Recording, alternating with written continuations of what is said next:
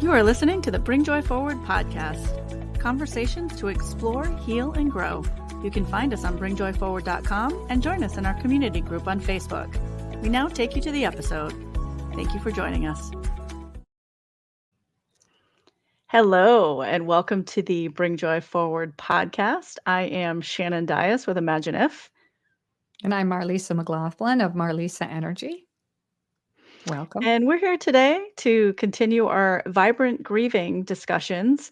And today we wanted to kind of talk about the eclipse. You're going to see and hear this a little bit after the eclipse, but that's kind of an interesting point to this whole dynamic, right? Because the eclipse is something where everybody was really paying attention to it. And it's this whole idea about going from the light to the dark and to the light again.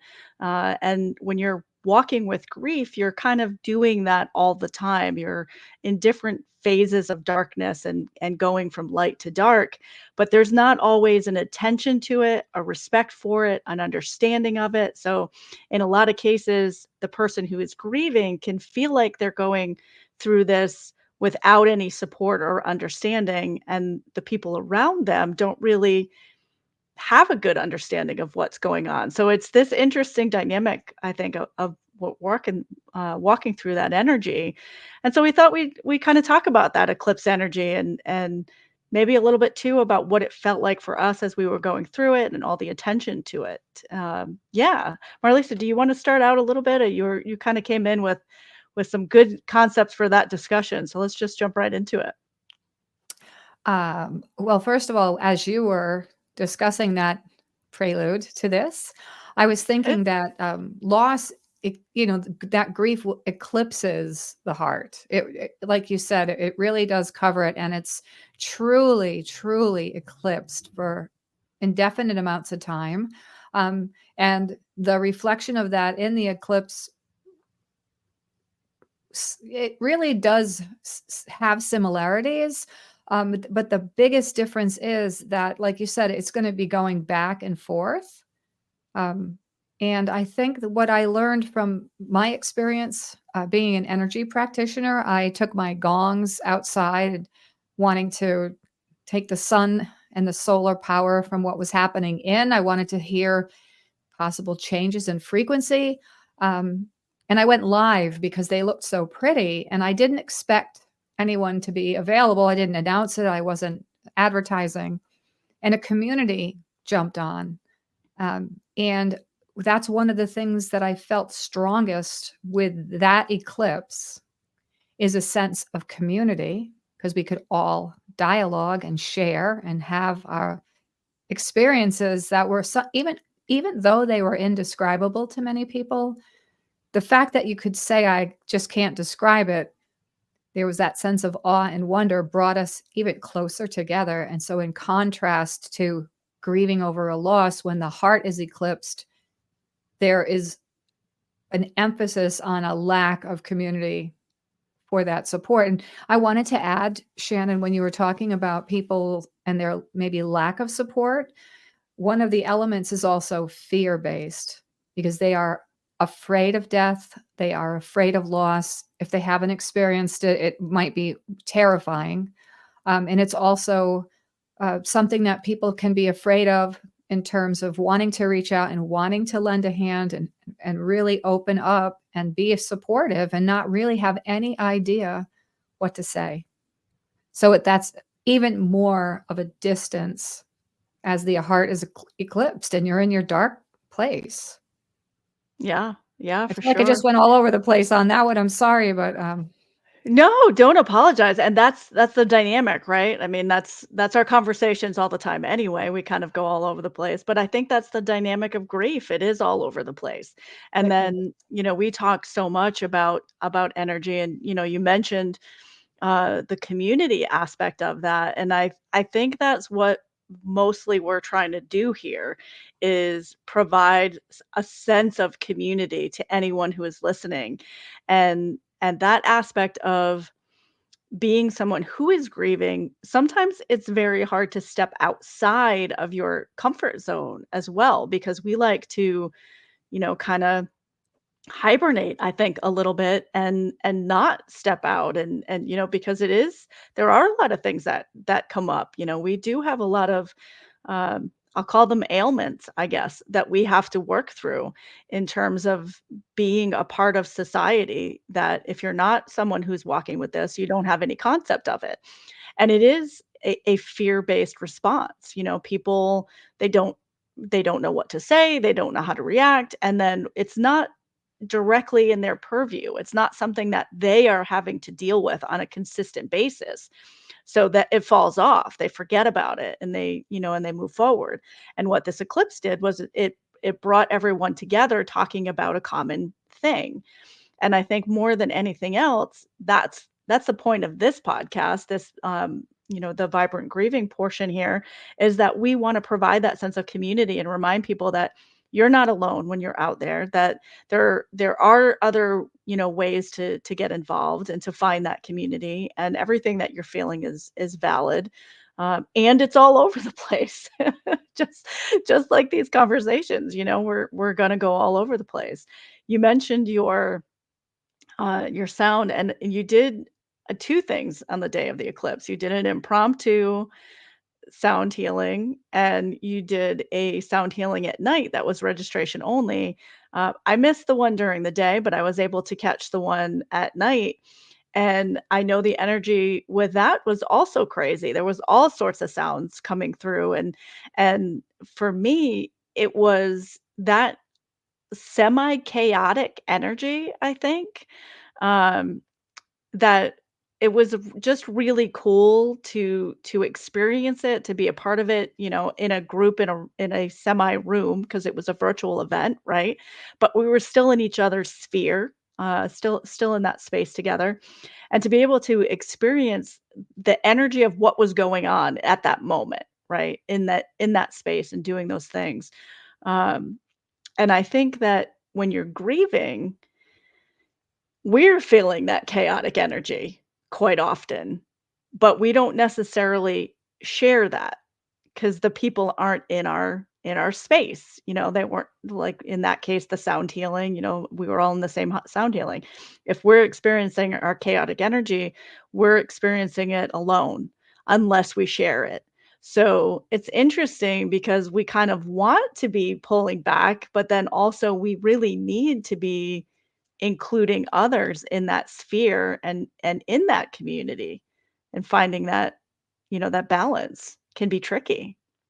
I was just feeling so strongly the word balance because that's the thing that is probably first and foremost the most predominant symptom of loss is that you get knocked on your ass, like totally out of balance, like flat out. You're not even standing, never mind trying to negotiate right or left side to be in the middle, just for a metaphor.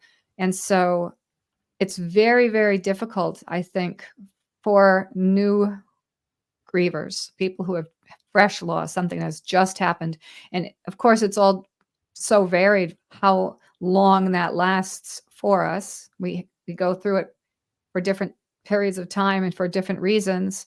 Um, but how do we come back in and out to find the balance? And when we're feeling sometimes that inner comfort, even it's suffering and sorrow, but there's something comforting about being so inside the eclipsed heart because that's the doorway to the one we love, the person we lost. We're feeling that connection and the absence thereof. And so there is sometimes it can move into chronic grief because we don't want to leave that.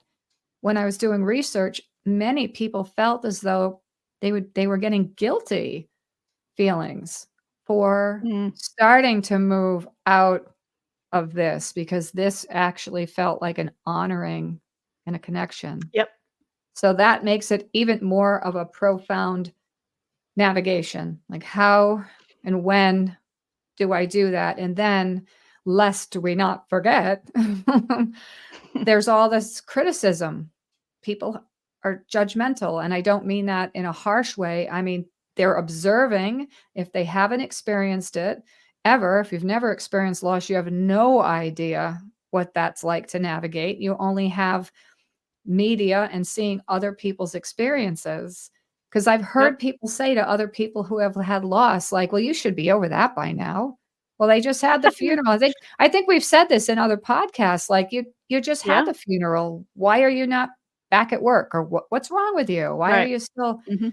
So there's that dance also that really has a very harsh reality effect on how you can find balance. So communities like this and live groups when people can come together in their community and share, and a lot of times there's something grounding like a reading or something a little bit outside of the actual rawness is so helpful just to know you're not alone, right? It's Absolutely.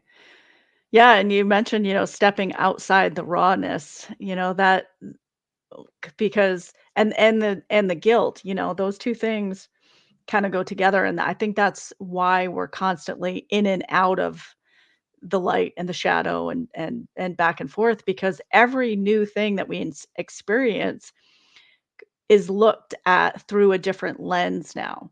And so when we're doing it, we're each new thing is a new loss. Whatever it is, it's a situation where it's different for you now. You're experiencing whatever this good thing is, you're experiencing it without. So it's always a little bit less than 100%, right? When you're doing it. And so you kind of do that back and forth play and that guilt that we feel and sometimes it's guilt, sometimes it's just sadness, but there's always something that's there. And we don't always understand it, I think, as it comes in. But we do find, at least, that this is, I know you and I have talked about this a lot, that it works very well for us, is just having another person to be in that space with you and honor that space with you. Sometimes it's not even a conversation. Sometimes it's I see where you're sitting right now. I see that you're in pain or you're struggling. I see you. It's just as simple as that. Um, and I'm here with you, and I think that aspect of it goes away pretty quickly in terms of grief. That having that support of the people that see and honor that, and that's so important. So if you're not getting that from your immediate, circles of people, then you need to find it somewhere outside of that immediate circle. We are energy practitioners. So we work with energy all the time. And so I think in our grieving, that helps us balance and manage that a little bit better, as we go. So I'm a proponent of exploration. If you're not somebody who, walks in that way and is very familiar with how energy works and the ebb and flow of things, I would suggest that you look into it a little bit, because I find it can be a very comforting and calming thing, and also for somebody like me who really needs control over things, uh, being able to see that as a physical thing that is happening and being able to follow that flow and utilize things that I know that will help facilitate that, makes a big difference and helps me feel a little bit more in control, that illusion of control, I guess, right? Because we don't really have it, I think. We just have Shannon, illusions of it. could you give our listeners an example of how that would look in real life? Not just with expressing the flow part of it, the Mhm. tangibility of how you take that energy and feel like you have Yeah. control. Yeah, absolutely. I think even just recognizing it. So, for me, I walk around, when they say heartbreak, you feel your heart break. Like I walk around with a physical ache in my heart, and it's been like that for going on almost 6 years now. And that intensity um, ebbs and flows. I don't think I've ever had a point when it's been completely gone. Um, but it ebbs and flows. There's times when I've actually gone to the doctor because I thought I was having a heart attack, and then, There's times when it's just, when you've got that little, it's not really causing pain, but it's there and it's squeezing, it's almost anxiety-ish. When when I'm feeling the flow of the energy, maybe there's a moon shift, maybe there's an eclipse coming in, and it has a lot going with it. A lot of times for me, that means I have to ground a little bit extra, which means for me, I'm utilizing a lot of earthbound energy practices, which are, I'm going outside, I'm actually walking with my feet bare on the ground on the earth. Um, a lot of times I'm using tapping meditations that will help to center yourself as well, because you're using actual touch, so and affirmations that to go with it, because it's bringing those together. I do a lot of work with sound as well, so I do a lot of I have my crystal bowls are out, and I just walk up to them and will play and be in that space. um, but even if you need to, you don't have any of these things that I'm referring to. I mean, you have the earth, so you can go outside and ground in that. But like, if you garden, getting outside and putting your hands in the dirt, and doing that, grab a pen and a piece of paper and just start drawing hash marks on a piece of paper and create little images with it. Go back to how you were when you were bored in your history class and you were drawing doodles in your notebook. Take that energy and apply it in this situation. It's just taking yourself out of your head a little bit and going and using a grounded practice, something that's physical, and bringing that into space. So I hope that is a little bit of a. I don't want to. I mean, there's so many of them. I don't want to go too far into it, but yeah, I wanted just to give a little bit of a. And for me, I feel the energy shifts. Physically, I feel them, and just because I'm accustomed to it, I notice them coming in. I can make preparations for that. I can immediately kind of shift and start working with that energy. And I mean, put 5 crystals in my pocket, or whatever it may be. And Yeah. just for maybe somebody who doesn't have any of those things and aspects and practices in their life, simple things like banging a bat on a pillow, like that classic Yep. from the 70s psychology anger release, anything that gives you a sense of control. I like the gardening because there's nothing more satisfying for me to go out to a flower bed that I've worked on and see it needing care and nurturing, and just spending a few minutes out there and taking it out of its misery, so to speak, like that reflection of the sorrow you feel, tidying up on the earth, being outside and making it beautiful again, and just stepping back for a moment. That's a sense of control, but it's also a way to ground because you've controlled the environment. And it feels, I don't know about anybody else, but if my dishes in my sink are full or my gardens have a lot of weeds, it really, I just noticed this recently. Like it gives me this underlying anxiety because it's like one more thing I can't get to in this crazy busy world that we live in. Yeah. And I wanted to acknowledge that about the sense of control. Like that's another thing that happens immediately. You're completely feeling helpless in that moment Hmm. when you're facing that loss. Like you had no say in the matter. What? It's not time. That was not the right person. Why did that happen? How did this, and now what about me now? And how am I supposed to go? There is such a large vacant lack of control space. So taking Hmm. little tiny things in your daily life, if you don't have any energy, you're not going to go clean your living room or rearrange furniture, but you can certainly find something that might make you feel like you have control again. And the mindfulness is really, really important. Mindfully taking the step into it. Like, I am going to do this as a reflection of taking control and you can say it out loud, because when you can hear yourself say these things, it becomes even more powerful. I don't feel like I have a sense of control over my life or anybody else's. And I am going to take this action, cleaning out my silverware drawer, or just taking the fork out of the spoon section.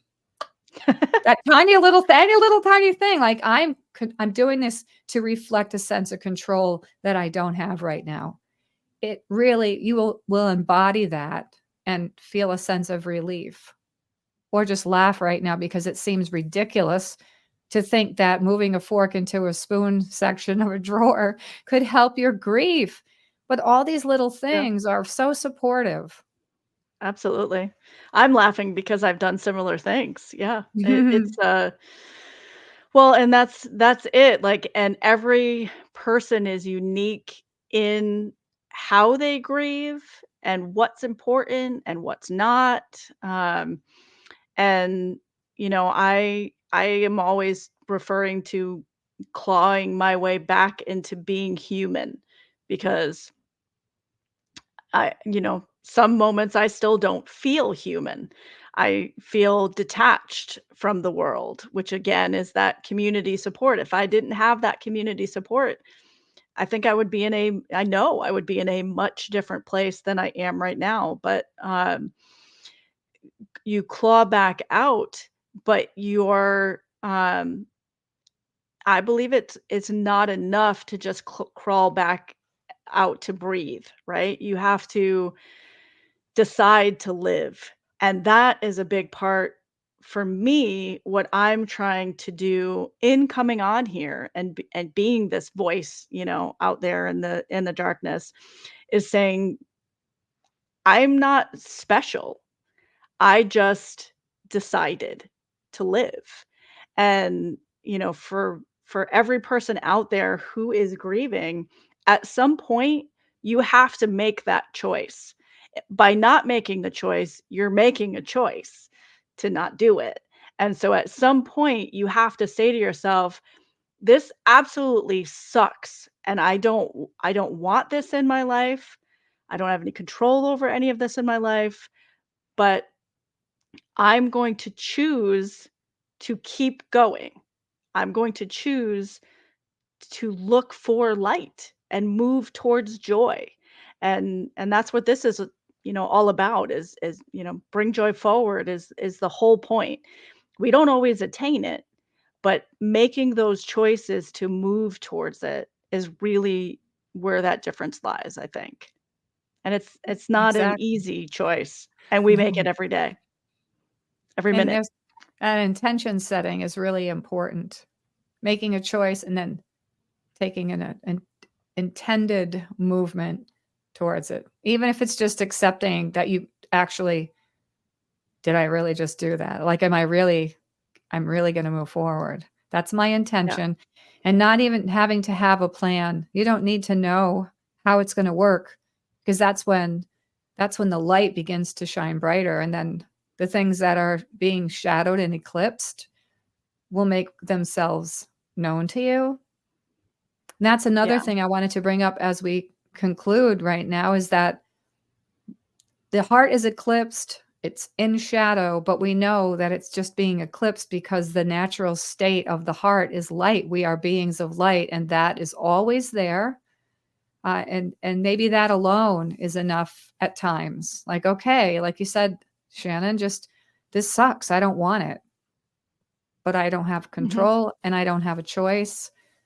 But you do have a choice to say, one day or now, I'm going to move and bring the joy forward, bring the light, let it Yeah. pass for however short of a time or long of a time it does.